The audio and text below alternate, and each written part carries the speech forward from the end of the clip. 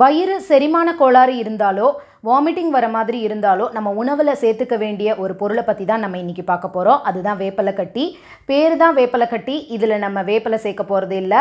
கருவேப்பிலை, நார்த்தங்காய் மரத்தோட இலை, எலுமிச்சை இலை, இதை மூணையும் வச்சு இதை இப்போ எப்படி செய்கிறது அப்படிங்கிறத நம்ம பார்க்கலாம். நான் உங்கள் லக்ஷு, நீங்கள் பார்த்துட்ருக்கிறது ஆயுஷ்மா ஹெல்தி லைஃப்.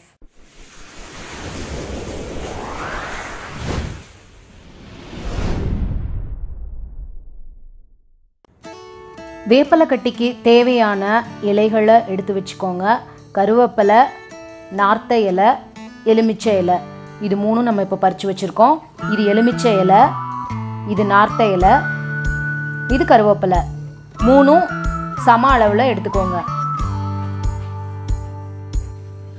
அந்த இலைகளை நல்லா தண்ணியில் கழுவி எடுத்துக்கோங்க.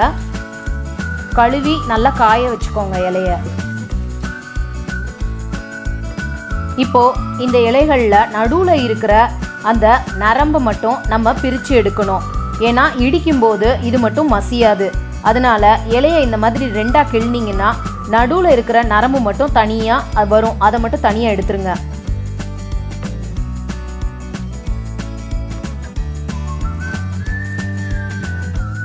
இந்த மாதிரி தனியாக எல்லா இலைகள்லையும் எடுக்கணும்.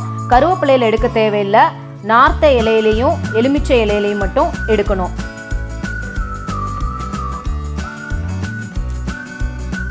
இந்த மாதிரி எல்லா இலைகள்லையும் எடுத்து வச்சுக்கோங்க. இப்போ எல்லா இலைகள்லையும் அந்த நாரை மட்டும் எடுத்தாச்சு. வேப்பிலை கட்டிக்கு தேவையான பொருட்கள் என்னென்னு பார்க்கலாம். ஒரு லெமன் சைஸ் புளி எடுத்துக்கோங்க. உப்பு, பால் காயம், காரம் உங்களுக்கு எவ்வளோ தேவைப்பட்டதோ அதுக்கேற்ற மாதிரி மிளகாவை சேர்த்துக்கோங்க. கருவேப்பிலை, நார்த்த இலை, எலுமிச்சை இலை. இப்போ நம்ம எல்லாத்தையும் உரலில் போட்டு இடிக்க போகிறோம். இது பாரம்பரிய உலக்கை. எங்கள் வீட்டில் 200 வருஷமாக இருக்குது. முதல்ல உரலில் மிளகாவத்தில் போட்டு நம்ம இடிக்க போகிறோம்.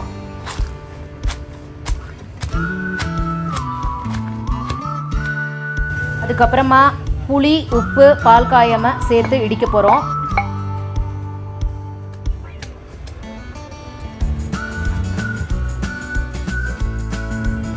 இது மூணும் நல்லா மசிஞ்சதுக்கு அப்புறமா இலைகளை கொஞ்சம் கொஞ்சமாக சேர்த்து நம்ம இடிக்கலாம்.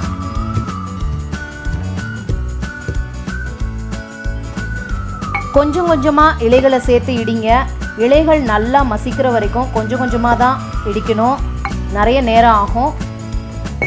மசிஞ்சாதான் அதை நீங்கள் சாதத்து கூட பிசைஞ்சு சாப்பிட்ற மாதிரி வரும். இந்த கன்சிஸ்டன்சிக்கு வர அளவுக்கு இடிக்கணும். புளியும் அந்த இலையும் ஒன்றா சேர்ந்து உருண்டை பிடிக்கிற அளவுக்கு அதை நீங்கள் இடிக்கணும். அதுதான் அதோட பதம். எல்லாம் ஒன்றா சேர்ந்து உருட்டுறதுக்கு உருண்டையாக வரணும். அந்த அளவுக்கு நீங்கள் அதை இடிக்கணும். இப்போது இந்த மாதிரி உருண்டையாக பிடிச்சு வச்சுக்கலாம். உப்பு சரியான அளவு போட்டுக்கோங்க, இல்லைன்னா கெட்டு போயிடும். இலைகளை நம்ம பச்சையாக அரைச்சிருக்கோம். அதே மாதிரி இலைகளை கழுவுறதுனால நல்லா காய வச்சுட்டு தண்ணி இல்லாமல் இடிங்க, இல்லைன்னா சீக்கிரமாக கெட்டு போயிடும். இப்போது சுவையான வேப்பிலை கட்டி ரெடி ஆயிடுச்சு. வயிறு சம்பந்தமான பிரச்சனைகள் எது வந்தாலும் இதை கொஞ்சமாக சாதத்தில் போட்டு பிசைஞ்சு சாப்பிட்டிங்கன்னா சரியாயிடும். குழந்தைங்களுக்கு, பெரியவங்களுக்கு, யாருக்கு வேணாலும் கொடுக்கலாம். கொஞ்சமாக இதை வீட்டில் செஞ்சு எப்போவும் வச்சுக்கோங்க. அப்போது உங்களுக்கு தேவைப்படுறப்போ அதை உபயோகப்படுத்திக்கலாம். இப்போது வேப்பிலை கட்டி எப்படி செய்யறது அப்படிங்கிறத நம்ம பார்த்தோம் இல்லையா?